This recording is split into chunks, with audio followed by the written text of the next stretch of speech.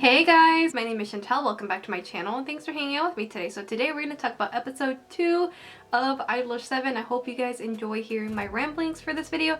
So how this is gonna go is I'm going to be talking about this week's episode and for future episodes of Idolish7 while I do my makeup. So I hope that makes it entertaining to you guys while I talk about the episode. That way it's just not me, you know, sitting and geeking out about it. It's basically the same thing that I've been doing with my thoughts on each episode of Haikyuu lately. So if you guys are curious about Haikyuu too, there they are. I will leave a link towards the end card as well.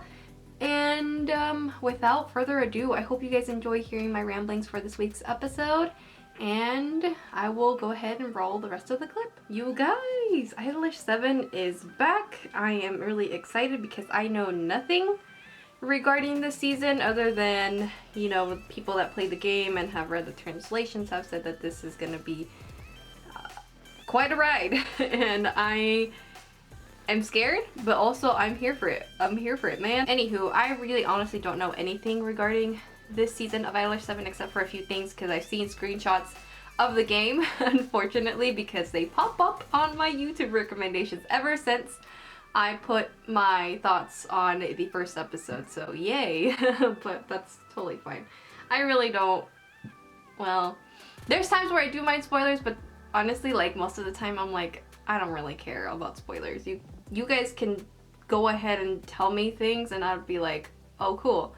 But then later on, I kind of do regret it and be like, damn, like that kind of, you know, ruins the surprise and stuff, but whatever. So, in other words, I really don't know what I'm getting myself into because I don't play the game, and yeah, I don't read the translations, which I think are probably being taken down because I saw something on Twitter about like the translations are a no-no now, so yeah, could be totally wrong about that, but that's what I saw on Twitter like a few weeks back, a week back.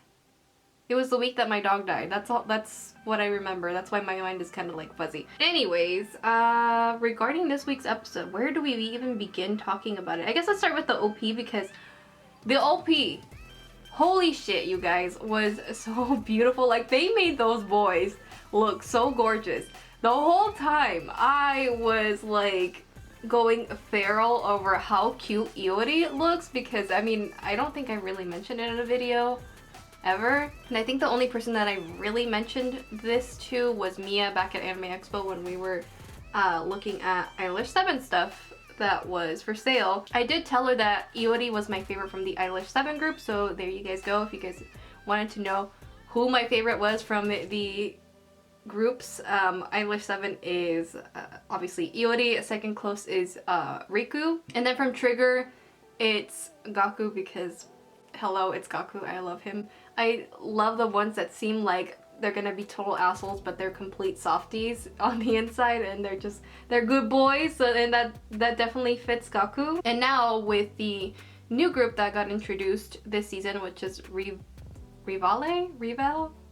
However the heck you pronounce their group name, Momo is my favorite. I really don't go for the cutesy characters like ever. I always steer clear, like, away from them, but Momo just has like this energy and this cuteness that I just cannot resist, and I love him. He's just so freaking adorable. Oh my god, like, I really love him a lot, like a lot. He's definitely gonna give Gaku like a run for his money because Gaku is like my #1 favorite out of like the whole characters. But Momo is like I said, he's giving him a run for his money because that boy is too precious and I cannot wait to know more about him this season. My bad for getting off topic, by the way. It's just, yeah, I just wanted to let you guys know, if you guys didn't already, who were my faves. But yeah, going back to the OP, damn man, like I said, they made these boys look really gorgeous. Like, their hair is slicked back and them wearing all white is just, oh my gosh, it's so pretty and definitely gives you like these major spring vibes. Like, the whole OP was just so gorgeous and beautiful, and the whole time, like I said, I was just in awe of Iori's beauty. Like, what am I gonna say? Like, he is so beautiful. Like, oh my gosh, every shot that I would see of him, I was just like, oh man, like this is why I love you. Like this is why. Like he's, oh. And then they like put these really cute shots of both Iori and Riku together, and I'm just like, man, like y'all are like really going after my shipper heart, man, because like, oh man, like no wonder you guys ship these two together a lot. Like they're just so cute in those shots together, and I'm just like, man, like it was just adorable, point being. And since we're in the topic of the OP, I guess let's talk about the ED now, which was basically just Rivale, which is Momo and Yuki, and it's just like super simple white background, and it's just them, and it's really adorable. I really do like it. It just like gives me like this sweet, calming, fuzzy feeling when I see the ED. So I was like, oh, this is like a nice little ED, and a lot of cute shots of Momo. Like I was just, like he's so cute. But yeah, that's all I'm gonna say with the OP and ED. So I guess now let's go ahead and talk about the episode itself. The episode basically is them trying to figure out how to get their way into the Zero Arena, because both Trigger and Rivale are already secured to be appearing in there for like, I think it was like the reopening or something like that, something among those lines, right? Again, it's been a while since I saw the first episode, but yeah, it was something among those lines where they're trying to earn that spot, like that spot that's left. And I definitely think that they can do it. Like we obviously heard that one guy saying like, oh, like they would be perfect for that last spot that we have. So I was like, yes. Which, speaking of the boys, man, was it nice to see this little montage of how far they've come up from like the first episode until now. It's so cool because like we see the girls that have been supporting them since like day one, and it's just so adorable. You see them getting emotional that they're like on this bigger stage with like this huge crowd, and they're just like so very much touched and like excited for them, and it's just like, I feel you, girl. I feel you right there. And I guess before we talk about like the concert for Idolish7 itself, we do have like a few things with Tsumugi, which is basically she's trying to figure out the stage direction. I think that's what it's called. So she's trying to figure that out for the boys and trying to like bring out their appeal, which is where we run into the famous Kujo that I've heard lots of things about on Twitter. Which, I'm not gonna lie, like when I first saw him, he kind of low-key looks like Hubert from Fire Emblem Three Houses. Like, tell me I'm wrong. Tell me I'm wrong. If not like pre-time skip Hubert, but post-time skip Hubert, they look alike. So that's what he reminded me of when I first saw him. I was like, what are you doing here, Hubert? I didn't know we wanted to like take care of idols or something. But he basically runs into Tsumugi and Nagi, and he discovers that Tsumugi wants to learn more about stage direction and stuff like that, and you know, she's trying to learn and trying to decide what to do for Idolish7 and make the show, you know, great. And he gives her like some advice, and he goes kind of nutty at some points. I was just like, man, this guy is like really extra right now. But her conversation with Kujo basically leads with her figuring out what to do and to focus like on their appeal of each of the boys. So that's pretty much what happens with Tsumugi, and she does do a little bit of research by looking into Zero's old concert lives. She's like looking at the DVDs, and she's starting to see like things that she didn't really normally notice, and she's like, man, like this stage direction is like really cool and everything's amazing about it. And she wants to know who like directed it, obviously, and come to find out that, you know, this person that directed Zero has also like disappeared into thin air. No one knows what happened or where he is, you know, the location, stuff like that. So she's like, man, I really wish I could talk to him to see like if he can give me some pointers and stuff. But other than that, I think Tsumugi did a really good job in focusing like each boy's qualities that make them shine, and it's just like hearing her thoughts on each boy and like what makes them so special. I was just like, man, like that's like really precious. Like the one that really got me the most was Riku, where she's like, you know, everyone loves like his smile and his cheerfulness, and it's just, I'm like, yep, like Riku is just so precious, man, and he's so adorable, so adorable. And since we're already on the topic of the concert, let's go ahead and talk about the aftermath. I knew this was gonna happen just because I have seen the PV, like the second PV that they released, I think a week ago or 2 weeks ago, something like that. When I saw this concert happening, I was like, oh, we're already diving into Riku's asthma stuff. Yay. Because seeing it in the PV had me really like emotional, and it hurt a lot. And seeing it in this episode and seeing like what is going on with that, just like it hurt, but you know that Riku just couldn't go on stage anymore, and they were like literally begging him to take his nebulizer, like, you need to, and he's just like, no, if I take it I won't be able to go back anyway. And it's just like, Riku, take care of your health please, because I swear to God, if you like just throw your health out the window, I don't know what I'm gonna do. Like he just is willing to risk his health, and I'm like, no, that's not good either, because if you risk your health, things can get way more worse than need to be. So they were just trying to like figure out a way to get him to, you know, take the nebulizer, and he was just like resisting all the way, and you can see just like how tired he is, and he's like having trouble to breathe, and it gets to a point where they have to restrain him in order for him to take it, and I'm just like, oh my God, like it hurt. It hurt. Like, I get it. I get that he wants to do it for the fans. I get that he wants to, like, you know, put a smile on everyone's faces and everything. He wants things to keep going, especially because, you know, he did make a promise saying, you know, that he would, you know, make it until the very end. Man, like seeing him in that state at the very end, and then hearing the fans wanting an encore, I was like, Riku, I'm sorry, like you're kind of done now. Like, that's it. Like, just tell your fans about it. Like, they'll understand. Yes, they'll be disappointed, but they'll understand. Like, your health comes first. Like, take care of yourself, sweet baby boy, because I swear to God, if something bad happens to you ever, I don't know what I'm gonna do. So yeah, that was fun, wasn't it? I thought this episode was gonna be all happy cheerfulness. I was completely wrong. Like, towards the end, I was like, all right.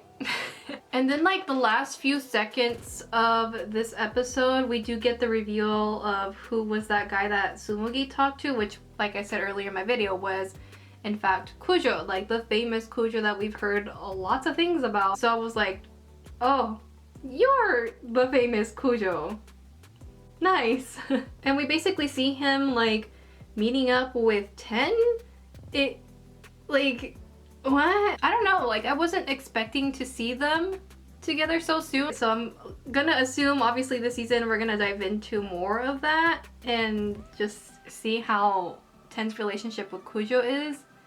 I'm guessing this is where we're gonna see it. Which, by the way, I do know a few things about Kujo because, like I said, Twitter really likes to talk about Kujo and Ten, so I know a few things here and there. So yeah, that's also why I don't want to give like my predictions, because like, yeah, I already know a few things about their situation and stuff. Anyways, it looks like Kujo went to go see Idolish7's concert, and like for whatever reason, and it seems like him and Ten are living together, which I'm like, okay. Like, I don't know why I thought that was just kind of like, you know, what? It was just like one of those moments where you're just like, huh? Y'all live together? What? Because I don't know, I had the impression that Ten lived by himself, but I could be totally wrong. But yeah, so I was like, huh, interesting. Either that or he's just probably like coming to visit for some reason. But he does mention that Riku could not go on stage for the encore, and he asked Ten, you know, do you know why was that the reason? And he's like, well, yeah, because we're twins. And it's just like, are you about to spill the beans to Kujo? Because I don't know if I like that. So that's pretty much it with like Kujo, Ten, and Riku, and then the concert. So I think the last thing that I do want to talk about is regarding Yamato. So I'm pretty sure I said this in my last video, but Yamato was acting a little weird around Rivale, and it seemed like he knows them very well. And this episode, the second one, we find out that he went to school with Yuki. They've known each other for quite a while now. And it looks like Yuki wanted to talk to Yamato, but Yamato straight up was like, no, thanks, I'm busy, you're busy, goodbye. He, for whatever reason, just does not want anything to do with Yuki, and Rivale, for whatever reason, it could be just like Rivale as a whole, but I feel like it's more towards Yuki than anything, just based on what Momo was saying. Because they've known each other for a while. They went to the same high school, I believe is what they were saying. And yeah, like they've known each other for a long ass time. And I don't know necessarily why, and I'm pretty sure we'll find out later on why Yamato is like this towards Yuki. Like there's definitely gotta be a reason why. And it looks like Yuki knows the reason why Yamato is like this. And I think he was telling Momo, I'm pretty sure it was him. If not, it's probably a different character that said this. But he said that Yamato thinks of celebrities as like less than cockroaches, and I was like, oh, like yeah, like so okay, like he really does not like celebrities. So I'm wondering if there's like some beef between the two, or what. Like we'll find out later, obviously, but like the suspense is killing me. I want to know now. But like I said, we'll find out soon enough what that whole thing was about. Like what is Yamato's issue with Yuki? Like what was it that like made him this way towards him?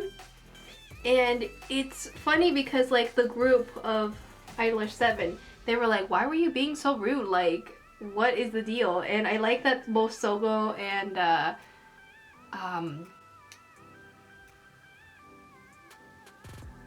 I swear I remembered the characters' names. Oh man, Mia's gonna kill me for forgetting the name of her boy. What is his name?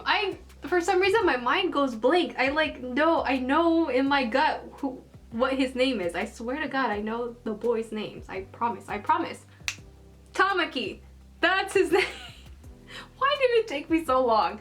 I think it was Tamaki and Sogo that were like, shush!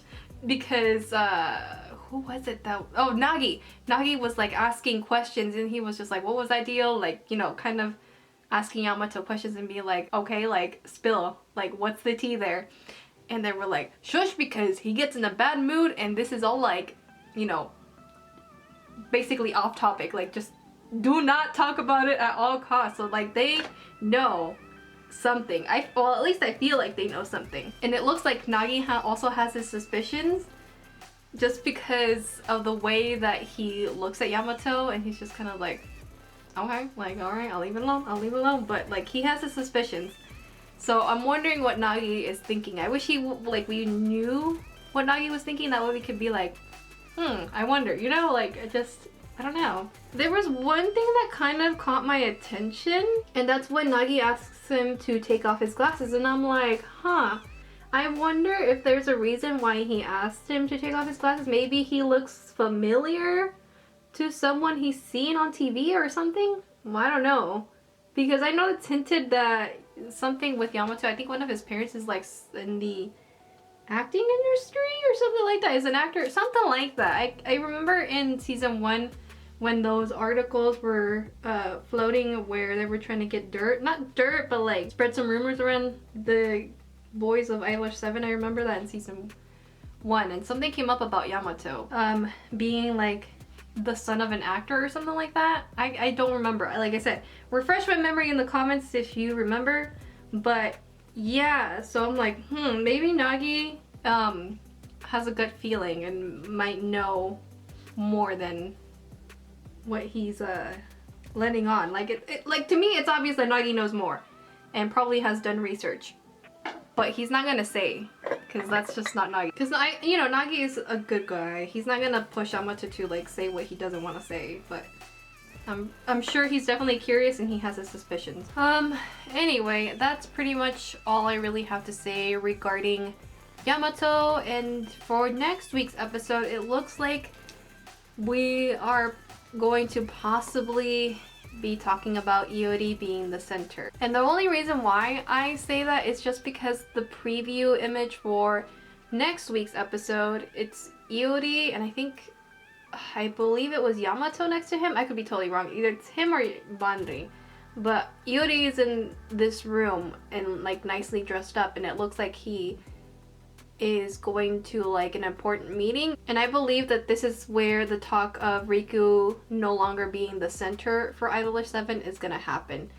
And it's gonna be tough, man. Man, oh man. Like, I cannot wait to see what's gonna happen in next week's episode, and I can't wait to see what the rest of the season of Idolish7 has to bring us, and I'm really excited overall.